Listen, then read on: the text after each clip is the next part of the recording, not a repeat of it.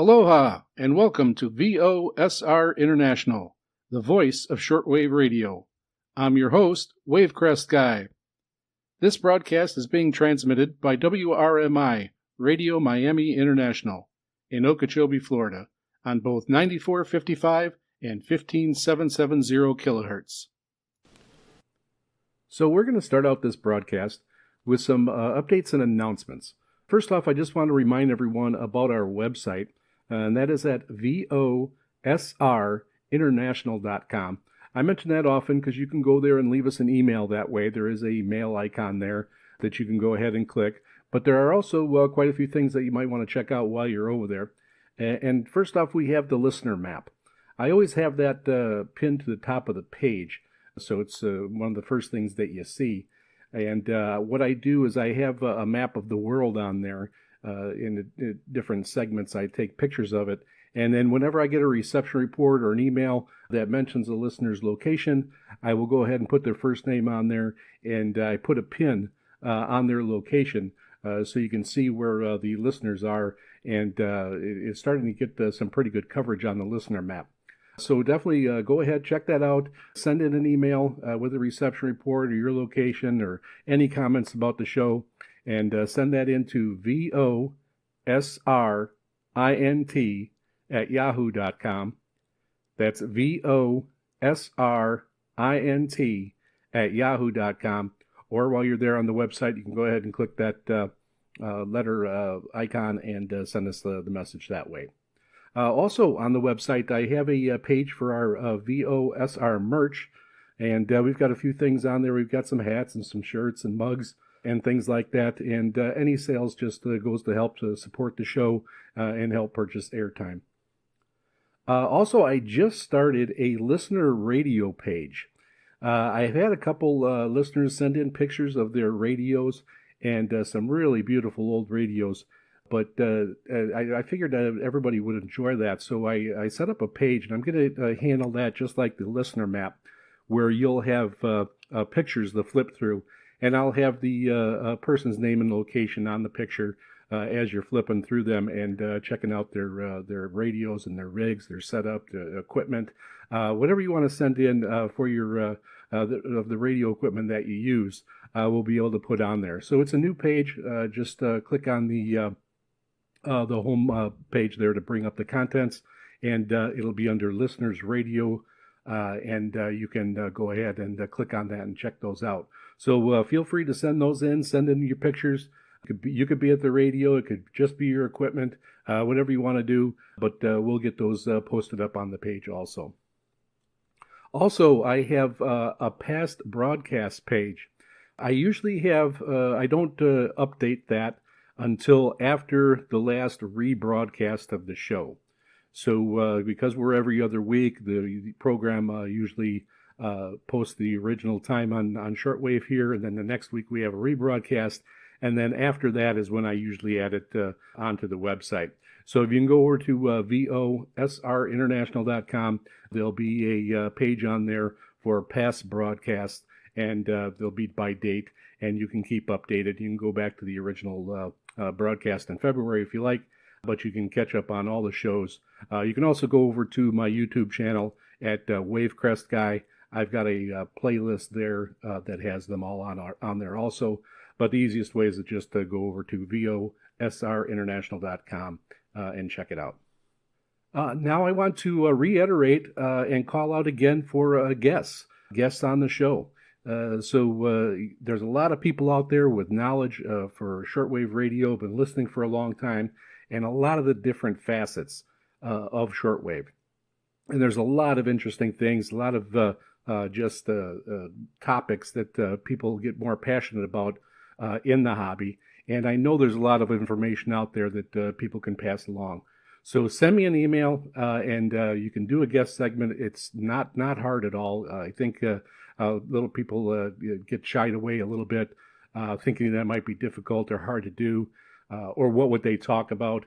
First off, an introductory segment is great. You can say how you got started in shortwave, radios that you have, favorite radios, that type of thing.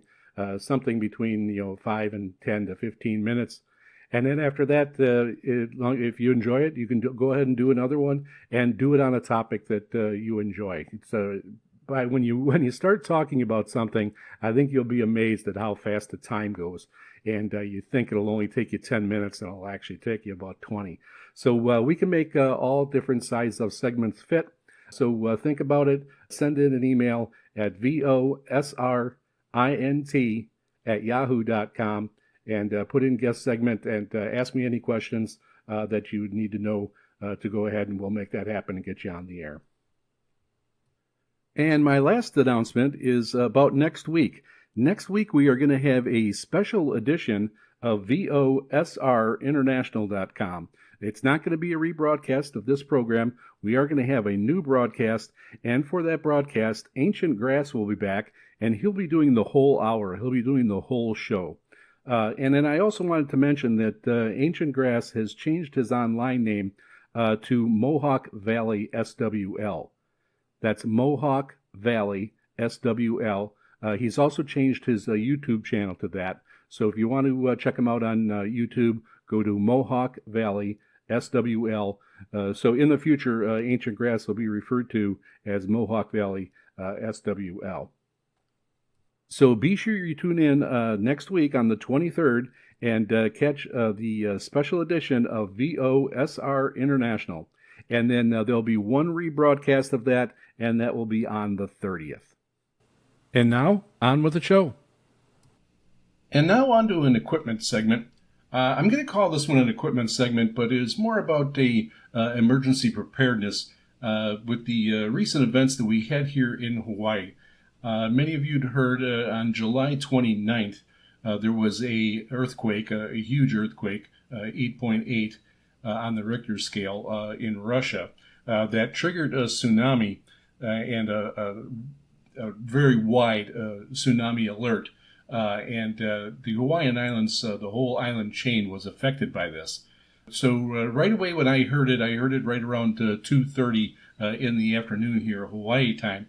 I didn't pay much attention to it at first because a lot of times when an earthquake happens, we'll get some information that they're monitoring the situation, and then they'll talk about being prepared for a tsunami, and then they'll end out saying that a tsunami was not triggered and you don't have to worry about it. Well, shortly after the earthquake happened, they did notice a tsunami got triggered. So with that, the whole Hawaiian island chain was under a tsunami warning. Now, the tsunami warning means that a tsunami was triggered and there is going to be an effect to it. Now, again, tsunamis are not an exact science. They don't happen very often, like a hurricane. So predicting what could happen is much more difficult than a hurricane situation, which they're getting much better at predicting. So with this one, right away, we were kind of waiting for reports from Midway. Japan was first, and I guess right there in Russia, there was some flooding pretty quick right after the earthquake in the coastal areas there. And then in Japan was the next one to really feel some of the effects. And I believe they had a surge reported of about 9 feet, which is pretty significant. But luckily there was no damage there and no issues. So from there, we were kind of waiting to hear what the report from Midway Island would be. That would be a good telling effect of what could happen, and it helped them make their models on what we can predict. So anyways, Midway came through, and tsunamis come in waves, where the first wave mistakenly is commonly known as being the worst wave. That's not necessarily the true effect, though. Sometimes it's a second, third, or fourth wave that is actually the largest and the worst wave from a tsunami. So the first wave that came through on Midway was only 1 foot. And then the third wave actually was 4 feet, which could be pretty significant. If you get a 3-foot wave, if you're in a 3-foot wave coming in like that, a tsunami wave, it can definitely knock you off your feet. It's going to move debris. It could start to move cars at that point. So it is significant right up to that level. And then, of course, it gets more destructive the larger that it gets. So with that, we were watching, and what I ended up doing, and this was one of the main reasons why I brought my C crane Skywave SSB2, is it did have the weather station. So right about the warning came out about the tsunami about 2:30 p.m. here in Hawaii. Right about 3:30 after I heard that they did not cancel anything, that a tsunami was triggered, I grabbed my crane radio and put it on the weather station. Now again, I am on Molokai in Hawaii, and that is in Maui County. The counties are usually broken up by island, but Maui County has 3 islands to it. It actually has Ko'olawe too, so it's 4. But it has the island of Maui, the island of Lanai, and the island of Molokai. And those are the 3 islands that actually have people living there. So when I turn on my crane onto the weather station, I'm able to get on channel 1. I'm able to get that weather station, and that reports from Haleakala on Maui. So that is a large, extinct volcano over there, and it's very tall, and they transmit from there. So the reception is usually fair over here. So anyways, when I first turned it on, they were talking about the tsunami right away. I did record a bit of it, and I've got it. I'm going to put the link on the VOSR International website, so you can go over there and you can check it out. I'll have a link to it. It's also on my YouTube channel, Wavecrest Guy. But I'll have the link on the VOSR International website, and you can check it out there. And here's a snippet from it. It's a little shaky at the start, but then it gets a little better.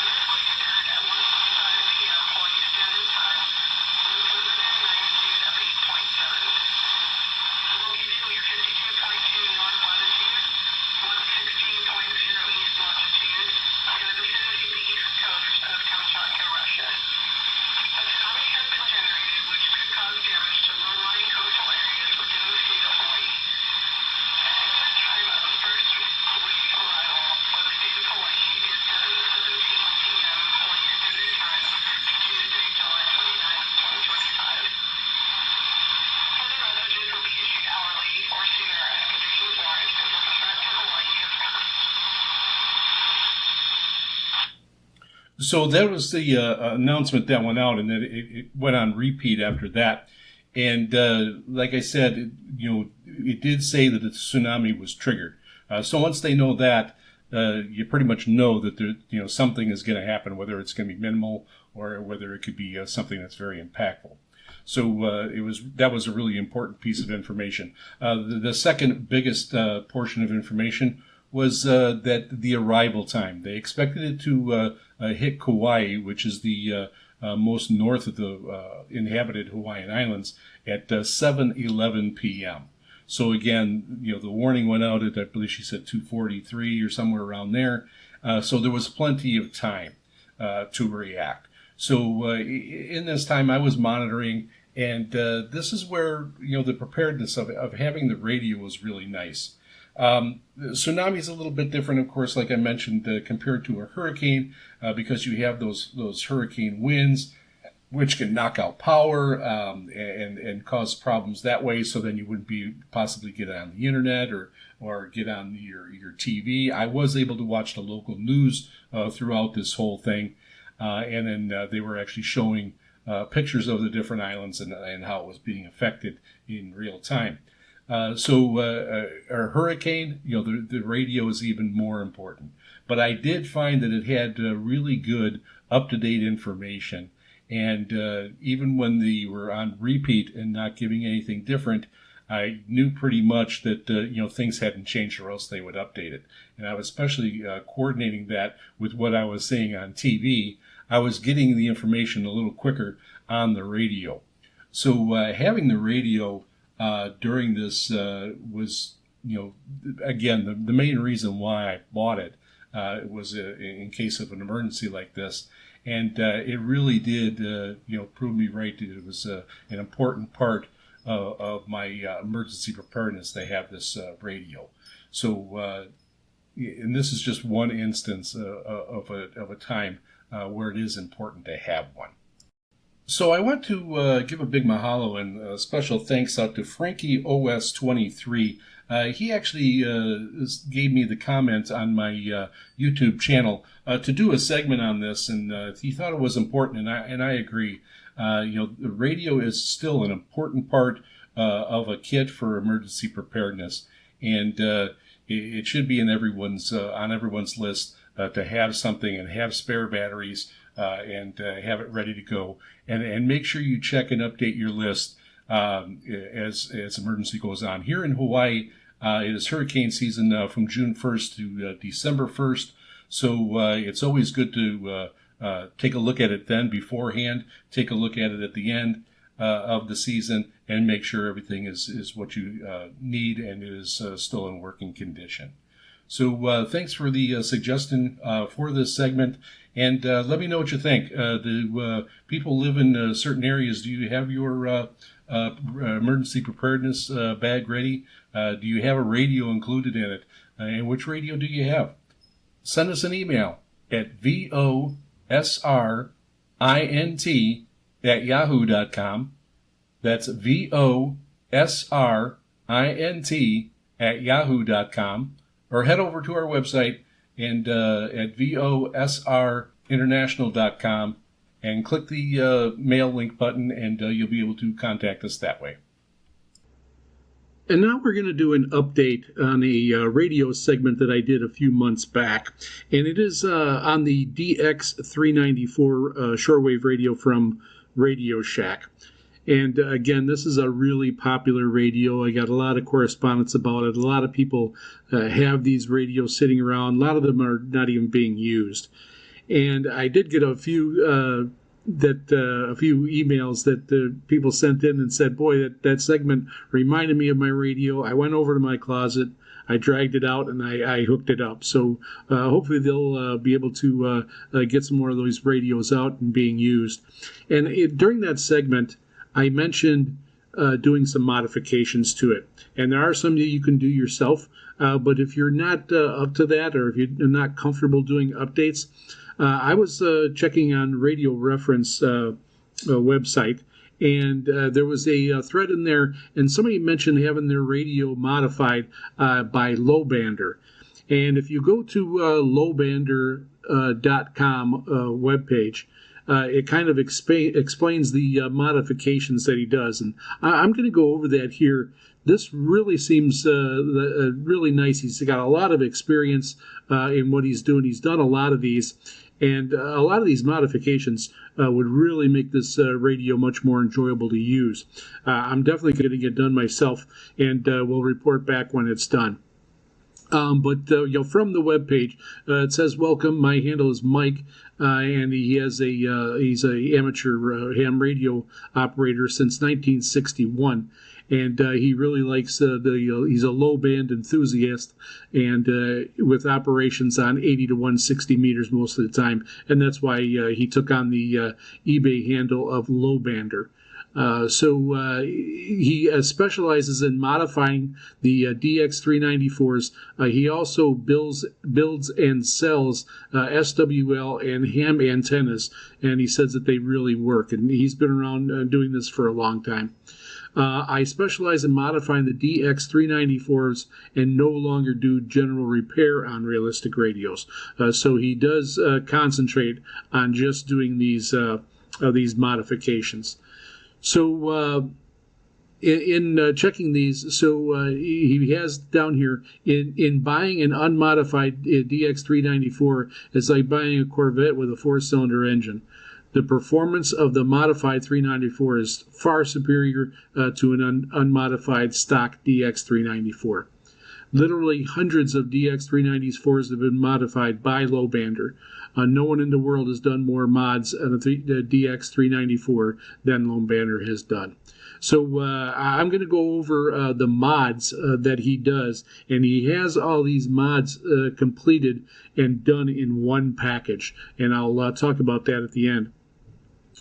So number one, he has a wide and wide/narrowband switch. It's a switchable IF filter. Most people are not aware of the stock SSB ceramic IF filter in the DX394 is very close to in bandwidth to the famous Kiwa filter. Switch has been installed on the rear panel of the radio that allows listeners to choose between the stock wide AM filter that's between 10 and 12 kilohertz wide, or a narrower SSB filter bandwidth between 4.5 and 5 kilohertz wide. The two IF filters have been set up on a toggle switch so you can listen to the casual, easy listening wide filter or flip to the narrow bandwidth in a circuit for listening to weak signals on a crowded band. Say goodbye to interference and crosstalk splatter. So that alone seems like a really good modification to be done. The second one is a modification that I talked about during that segment on the DX394, and that's the chuff noise when fine-tuning was stopped with a simple mod. And I had mentioned that. And that one is, if you're comfortable in popping your DX394 open, again, very easy to do. You can, all it is just clipping a wire. You can clip a wire on that, and then the chuffing will go away. I know some people have actually put a switch on that also, so they can switch between the two. I've heard the difference, and I referenced a couple YouTube videos on this, and I just decided to leave it. The chuffing doesn't bother me at all. Then number three is a keyboard beeps modification is done to stop the annoying beeping. And then a crosstalk mod was done by adding components in a ceramic filter circuit to reduce interference. This mod greatly reduces the problem from strong adjacent channel interference or bleeding through the filters. This narrows the bandwidth by adding more capacitors to the circuit around Q13 is the second part of this mod. Number 5, noise blanker mods improve the noise blanker on the AM and also make it functional in the SSB and CW reception positions. Adding some resistors and a Schottky diode in the circuit and adjusting VR1 control greatly improves the radio. This mod is a significant improvement of the radio. If you live in an area of high impulse noises, it makes the 394 perform much more expensive receivers and dollars more. Another really good mod that I would be really interested in having. This one here is kind of interesting because I do notice the difference between my tuning knobs on my radios, and this one, a weight will be added to the main tuning dial, making the radio feel like a real radio with a heavy flat flywheel dial. Approximately 4 ounces of lead is added around the dial, and it helps the feel of the dial. Again, being comfortable operating the radio is big, and I think a small change like that would really make a big difference. Next, number 7, RF gain control mod provides better linearity when adjust the gain of the radio. This makes it more flexible when tuning and listening to loud and strong shortwave signals. This mod has a big effect on the radio as well. Number 8, the AGC mod done to reduce speed of AGC circuits. This makes it easier to listen on AM or sideband. The original manufacturer had a very fast attack AG speed. Up and down signals will not pump the audio sound unnatural now. In ham lingo, the AGC has been modified to compensate for the fast QSB. Number 9, audio hiss removed from the audio circuit by adding more capacitors to filter out some of the higher end audio frequencies. Thus, this gives the radio more punch and makes it easier to listen to. It also helps make up for the cheap built-in speaker. An external good quality speaker is also recommended. Number 10 is hum reduction. An additional electric little capacitor of at least 2200 UF has been added and to the rectifier section, smoothing out the DC and most importantly to reduce any hum when listening to headphones. Unmodified DX394s sing and hum without this addition. And then number 11, the last one, is cabinet shielding. The top and bottom of the case of the 394 have been covered on the inside with conductive aluminum tape to shield out radio from RF interference. Common interference from nearby radio stations, broadcast shortwave, or even some ham and CB, computers, TV computers, monitors is greatly reduced or eliminated in most cases. The common birdies and spurious radiations are no longer will ruin your reception of your desired shortwave signals. Complete documentation on these mods will be included with the radio. The cost for all the mods that I just went over is $100 plus the shipping, which really I think is a good value. There's a lot of mods being done here. He's done a lot of them, so you know that your radio is going to be taken care of. This is rated as the best setup for a DX394. All the experts agree that the switchable bandwidth of the IF is the best way to go. So again, if you're interested in modifying or having your DX394 modified by somebody who knows what they're doing and has done a lot of them, you can get all those mods done for $100 plus shipping.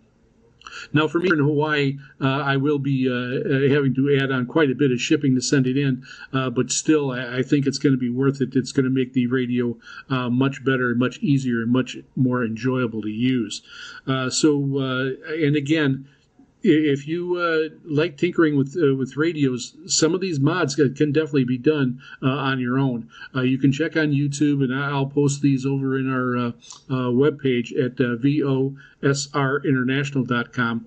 You can go over there, and I'll have some links to some of the mods that can be done by yourself, and it actually shows the people doing the mods. It doesn't list all these mods that he lists here to be done in his package. So check out lowbander.com if you're interested or curious about having these mods done to your radio. So what do you think? Let me know. Is this something you had done? You had low bander services? Did you get yours done? How did it turn out? How did you like it? And let us know if you're interested in getting it done. Send us an email at VOSRINT@yahoo.com. That's VOSRINT@yahoo.com. And you can also go over to our website at VOSRinternational.com. You can click on the mail icon over there, and you can send us a message that way. And now on to the mailbag. First, I wanted to mention that we have been getting an increased number of emails. This is great. So remember to send in your emails, reception reports, comments for any of the segments. Send them in to VOSRINT@yahoo.com. That's VOSRINT@yahoo.com. Or you can head over to our website and click on the mail icon, and you can send us an email that way. But we've got quite a few emails here. We got some new listeners and regular listeners, so let's get to it. We have new listener Paul from McGrath, Alaska. He reports an SINPO of 55444 using a DP660 with a preamp and an antenna tuner. Then we have regular listener EA Frizzle from Dallas-Fort Worth area, and reported a great signal. Also a regular listener, Moopsy from Kansas, reports a strong signal there. And both of those were on 94.55 kilohertz. Also, regular listener, Master Player 30 from Louisiana, reports a plus 15 to plus 25 on an SDR Play Raspberry with a MLA 30 antenna. Another regular listener, Kynan from Wichita, Kansas, reports a strong signal on 94.55 kilohertz. Kyle from Elra, Ohio, reports good reception on a Prunus 711 mini radio with a standard antenna in a house. And then Craig from Ridgecrest, California, reports a good signal at an S9 using a Texan PL680 with an east-west dipole into an antenna tuner. And that was on 94.55 kilohertz. Next, we have new listener Tyler from Central Arizona, reported that reception was excellent on 94.55 kilohertz with little interruption, and he hardly had to retune his 1955 Silvertone using a telescopic antenna with a copper wire loop attached to it. He enjoyed the R&Z segment and agrees that they play excellent music. He also thanked us for the informative program that offers resources to listeners and interesting facts about other programs. Thank you so much for the kind words there, Taylor. Then also we have Ding from Yongying City, China, through a Kiwi SDR that was in Michigan, and he reports an SINPO of 44444 from 94.55 kilohertz. He likes the program very much, and thank you so much for listening, Ding. Then we have Sherry from Manitowoc, Wisconsin. She reports that she liked the program, and it's great to have a new program on the air that showcases DXers. Thank you very much, Sherry. Next, we have new listener Orestes from near Cologne, Germany.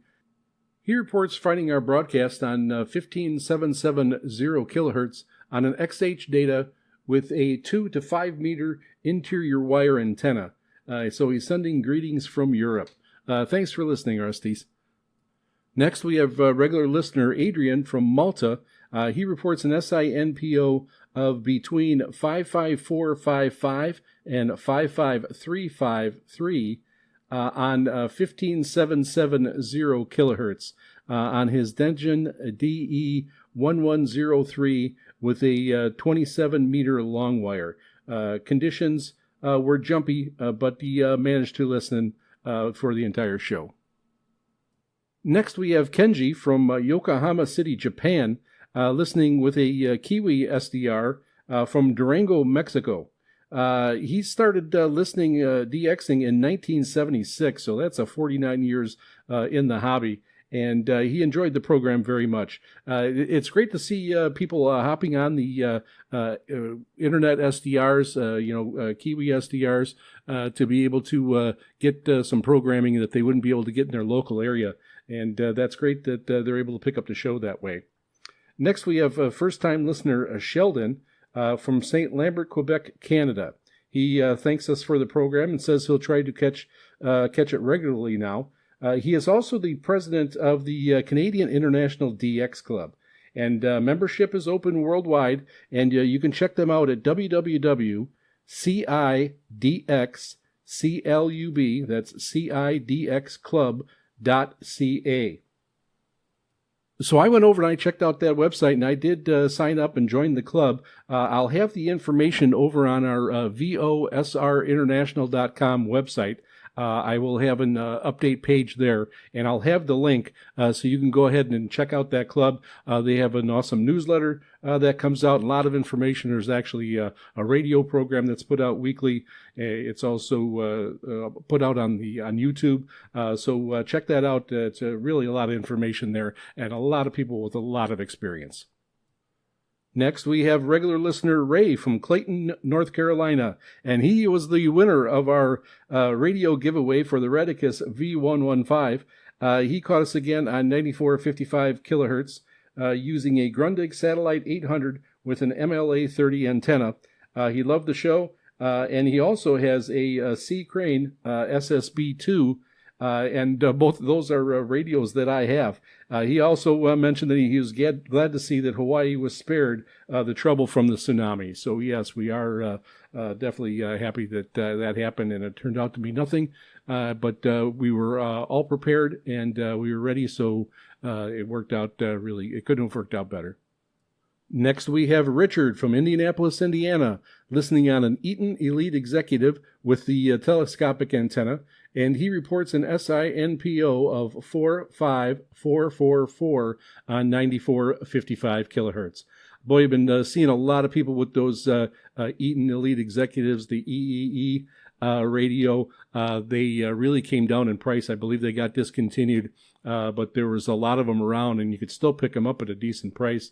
They were going for around $50. I think they're up to about $60 or $65 now on eBay. But from what I've been reading from everyone, it's really a good radio and a bargain right now. So it's something you might want to check out. Next, we have regular listener Peter from Oroville, California. And he sent pictures of his radio in. It is a Zenith 12S265. And I actually, it inspired me to add a new page onto our website at VOSRinternational.com. So we have a new page for listener radios and rigs. Send us a picture of your setup, and we'll get them put on there. And there'll be a just page after page of radios and setups that you can take a look at. So I just started that, so that's something to go over and check out. He also mentions some HF aeronautical things that he listens for. So listens for Worldwide Volmet broadcast. That's VOLMET, is a meteorological information for aircraft in flight. He gets the military broadcast from CHR at Trenton, Canada, on 6754 kilohertz pretty regularly. Maritime weather broadcast from the U.S. Coast Guard, and they are on HF voice. They are HF voice and weather facts, and a couple of digital text modes if you can decode them. Some of the online SDR radios that have the ability to decode those and show the weather facts images if you have the patience, but they do upload pretty slow because they only go a line at a time. So thanks for that information, Peter. Next, we have Denise from Battle Creek, Michigan. Reports using an SDR in Washington, D.C. With an SINPO of 54455. She also reports liking the show and that she is new to the hobby. So welcome to Shortwave Radio, Denise, and we're glad you're tuning in. Then we have Richard from Hanwell, New Brunswick, Canada. He reports listening in on 15770 kilohertz on his Kiwi SDR with a W6 LUP magnetic loop antenna in AM mode with a plus or minus 2.5 kilohertz bandwidth and noise reduction. He recorded the program with the record feature. Reception was good with negligible interference or fading. It was his first time coming across the program, and he's been a DXer since high school, and he's almost 76 years old right now. He mentioned listening to the RNZ segment and liking it, and he's very familiar with RNZ from vacationing to Hawaii and California. He's looking forward to our next show. We're so glad you found us, and glad you'll be a regular listener. Then we have Dave from Windsor, Ontario, Canada. He reports catching our program a few times, and he really enjoys it. It was a strong signal on 9455 kilohertz, and he's listening on his Kenwood R5000 with a long wire and an MFJ antenna tuner. He thanks us for the show, and we thank Dave for listening. Next, we have regular listener Justin from Central Wisconsin. He reports a 10 plus over S9 to start out with, and then periods between S6 and S9. Then later it dropped to S5 to S6 due to propagation. I have that issue here in Hawaii also. It starts out a little rough, but then gets stronger as the show progresses. He also says that he enjoyed the new segment on shortwave history, and he lives near the Madison airport and says he should try to check out the air bands more often. And he thanked us for a great show. And we want to thank Justin for being a regular listener. Then we have Rich from Torch Lake, Michigan. He reports listening on 94.55 kilohertz. Signal had slight fading, but it was perfectly readable. And he liked the Redicus V115 segment and also had many comments on the airband segment. Rich has a lot of experience, and I invited him to do a guest segment, and I'm happy to report that you'll be hearing that segment later on in the broadcast. He had a lot of information in that email, and I just figured it was better off if he can go ahead and let us know and share his experience, and we want to thank Rich for doing that. Next, we have the regular listener, Paul, from St. Catharines, Ontario, Canada. He reports an NISPO of 54455 using an SDR from Washington, D.C. on 94.55 kilohertz. And he gave a nice detailed reception report and says he lived in New Zealand and used to follow the planes and the ships all over the world. He lived in the middle of the South Island, and he would pick up Auckland ATC, Sydney ATC, Honolulu ATC, and Gardner ATC, and San Francisco ATC. He was also involved in a search and rescue operation where a plane disappeared from Guam. Thanks, Paul, and it certainly has a ton of traffic out there in the Pacific, and both in the air and the sea. Next, we have new listener James from Goderich, Ontario, Canada. He reports an S20 Plus signal on 15770 kilohertz. He was just finishing off a radio restoration of a 1939 General Electric H53 when he fired it up and he caught our show. It was the first station that he ever tuned in for it on shortwave. He was happy the alignment was great on the radio. He ended up finishing our entire show, and he was using a homemade loop on the ground of 60 foot for an antenna. He looks forward to our next show. Thank you, and check out his radio over on VOSRinternational.com. I put a picture of his radio that he sent me on that new page that I set up. It's a beautiful radio. There's some really nice rigs on there, some nice oldies. Go check it out. So that finishes off our mailbag. Don't forget to send us an email, and we'll try to get you on the air here. Send us an email at VOSRINT@yahoo.com. That's VOSRINT@yahoo.com. Or you can head over to VOSRinternational.com, and there's a mail icon there. You can click and send us a message that way.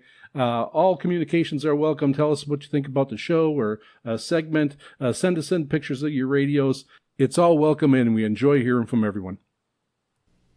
And now another segment of On This Day in Shortwave Radio History. On August 13th, 1991, the National Institute of Standards and Technology, NIST, implemented a new digital voice announcement system for its shortwave radio stations WWV and WWVH. The new voice of WWV belonged to Eric Smith, and on the voice of WWVH, it was Johanna Stahl. However, this new system faced numerous issues, including the lack of high equalization and subsequent complaints, leading to the voices being retired on August 11, 1992. On August 14, 1967, there was closure of British offshore pirate radio stations due to the coming act into force of the Marine Offences Act. Several of the popular offshore radio stations, including Radio London, the Big L, Radio 270, and Radio Caroline, were forced off the air by the new legislation. August 15, 2024, Shortwave Radiogram broadcast its 366th program, featuring news, images, various MFSK multi-frequency shift keying modes. Shortwave radiogram is an example of continued use of shortwave radio for transmitting data and digital information in addition to voice broadcast. On August 18, 1959, a shortwave blackout occurred over parts of Asia, Europe, and North America.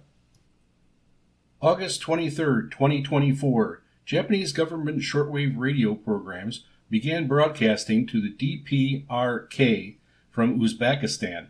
These programs were aimed at Japanese citizens abducted by North Korea between 1977 and 1983. August 24th, 1939, Germany and Russia signed a non-aggression pact. This event, leading up to World War II, would have significant implications for shortwave radio broadcasts and their role in global communications and propaganda during the war. Nazi Germany used shortwave broadcasts extensively for propaganda purposes, even using former American citizens like Frederick Kaltenbach to create seemingly Midwestern broadcasts aimed at influence Americans. August 25th, 1936, an extensive radio fade-out impacting signals across the Western Hemisphere occurred between 18 hours and 20 hours GMT. Reports indicate disturbances along the western coast of South America and from New York to Honolulu. Magnetic and earth current records at Huaycano Magnetic Observatory in Peru and the Cheltenham Magnetic Observatory in the United States also showed disturbed conditions at the same time. Also on August 25th, 2010, on the mysterious Russian shortwave station known as the Buzzer, UVB-76, exhibited a dramatic change in its broadcast at 10:13 a.m. The usual beeping and buzzing went silent, replaced by a series of knocks and shuffles as if someone was in the room. This unusual activity was brief, and the buzzer soon resumed its normal broadcast. The purpose of UVB-76 remains unknown, with theories ranging from a top-secret Russian signal to a component of Soviet Union's dead hand doomsday device. And that is our day on this day of shortwave radio history. Let us know what you think, and let us know if you have any comments. Send us an email at VOSRINT@yahoo.com. That's VOSRINT@yahoo.com. Or visit our website at VOSRInternational.com, and there's a mail link there that you can click to send us a message. Greetings from Northwest Lower Michigan on the shores of Torch Lake, the Caribbean of the North, rated as the world's third most beautiful lake by the National Geographic Society. My name's Rich. I'm a longtime shortwave radio listener, all the way back to the middle to late 70s. Also played with CB radios back then. Began scanning when the scanners still used crystals, and I'm also a ham radio ticket holder. I'm here today to talk to you a little bit about airband monitoring.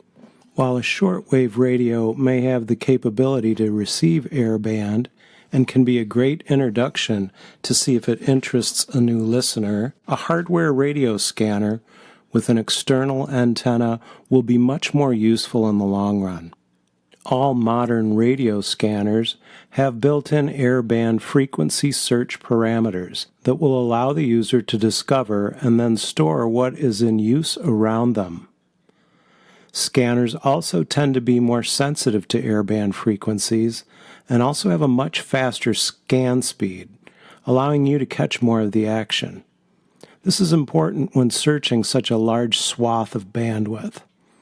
There's a saying in the scanner community, the more things you scan, the less you will hear.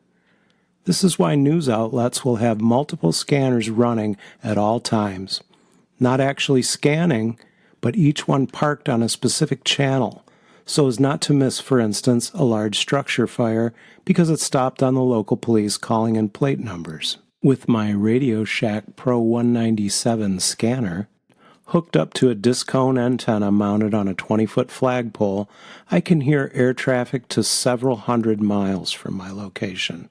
When I go to an air show, a handheld scanner with a rubber duck antenna is plenty to hear the Blue Angels or Thunderbirds directly above you, calling out their formation maneuvers to one another, and it really adds another element to watching them perform.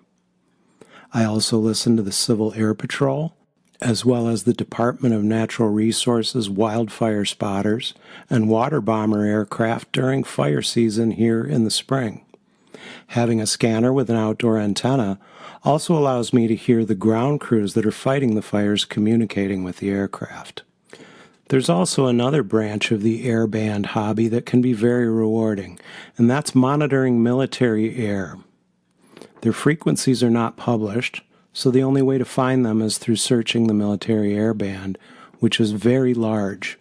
Even a good hardware scanner will take a long time to search such a large spread of bandwidth. For this aspect of the hobby, I use an AirSpy Mini SDR running STR Sharp with a plugin called Fast Scanner. This shares my outdoor antenna through a powered splitter that does not degrade the signal. This amazing piece of software can scan the entire military air band in under 3 seconds. Now, in the old days, before the internet, when you were a scanning enthusiast, you had to search to find what was going on around you. Radio Shack did have a publication that came out yearly called Police Call that had frequencies in it for different regions, but that was simply a starting point. The frequencies changed yearly, sometimes more than that, and you really just had to search to find what was being used. And the military air aspect, as well as civilian air for that matter, is quite similar to that, in that you're going to have to scan and search to find what's being used in your particular area. There's really no way. You can get a start. You might be able to find some air traffic controller frequencies around you, perhaps something of that nature, or generalized civilian aircraft frequencies, but you're still going to want to search to find out what's actually being used. And for that, I highly recommend an SDR. It's a really, really interesting part of the hobby if you don't already have one or know about it. I use an SDR to monitor shortwave. It's a wonderful way to see what's actually on the airwaves visually through the waterfall feature.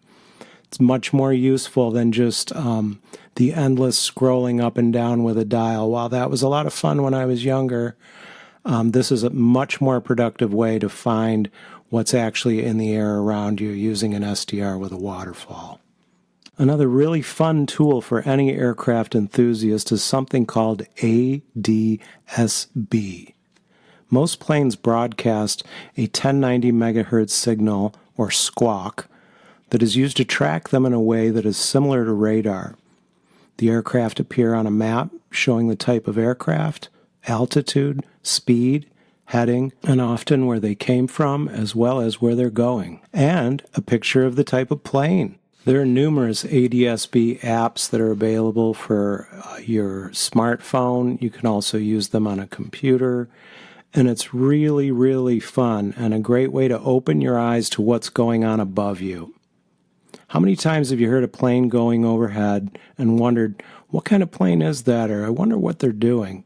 Now you can just open the app on your phone and have all that information available at your fingertips. I can also use my SDR with an ADSB application called Virtual Radar to pick up the 1090 megahertz signals directly through my disc cone antenna and plot them on my computer without even needing an app. This is useful for low-flying aircraft that often don't show up on the app. I should also add that most military aircraft have their transponders turned off so they can't be seen. There are exceptions, though, most notably helicopters and large heavy aircraft such as the C-130s and the refueling stratotankers.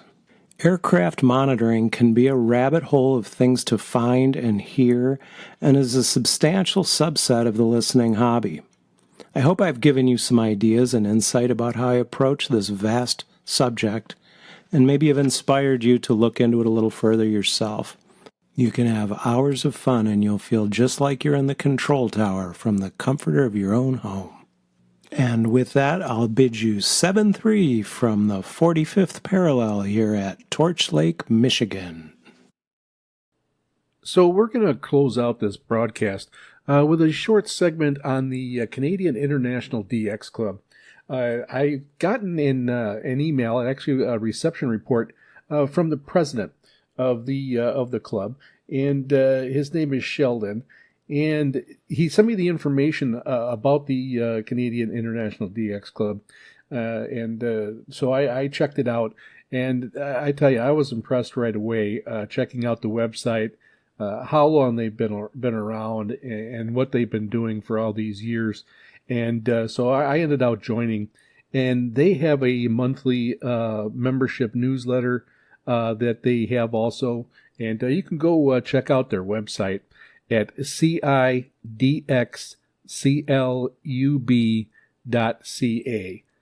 That is CADX Club, CLUB.ca.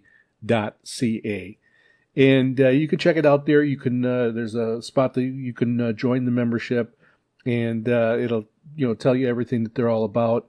There's a lot of information on that they have on Facebook, and they have groups and amateur radio and stations, and they actually broadcast in Canada. They have a DX show that they do. They also have a sample of the newsletter that you can sign up for, and they'll send you a sample so you can see and expect what to get when you join and you get the membership. The membership is $10, and for 3 years it's $25. United States, that's U.S. currency, and Canadian, it's Canadian money. Other nations is U.S. or Canadian, and it is open. It is international. It is the Canadian International DX Club, but they will take members from anywhere. So the Canadian International DX Club, CIDX, a nonprofit, volunteer-staffed organization, has been serving its members and radio monitoring community since 1962. CIDX is a general coverage radio club covering all aspects of radio. CIDX headquarters are located in St. Lambert, Quebec. So I'm just going to give a rundown of a typical newsletter, and it'll start out with the headquarters report from the editor, and then a board of directors report, and of course, talking about the club. Then I'll have a segment on radio basics, and then a broadcast band column. Then they have Canadian radio news from the editor, and then very interesting, the QSL column. The world of utilities, shortwave logbook, which lists all the frequency that and stations and everything that members have logged. World English Survey, target listening by time and country, the free radio scene, Glenn Hauser's World of Radio, shortwave station resources, DX programming guide, not just listening, the radio bookshelf, Poddling Along, Technical Talks, Ham Radio Muse. So there is just a ton of information in here. I had just gotten the August newsletter, and it was 85 pages long, packed with useful information. So go ahead and check them out. That's the Canadian International DX Club at CIDXCLUB.ca. And that concludes our broadcast. Be sure to catch our broadcasts every Saturday at 0300 UTC on 9455 kHz, and also on Saturdays at 2300 UTC on 15770 kHz. Transmitted by WRMI, Radio Miami International, from Okeechobee, Florida. Until next time, ahoy ho everyone.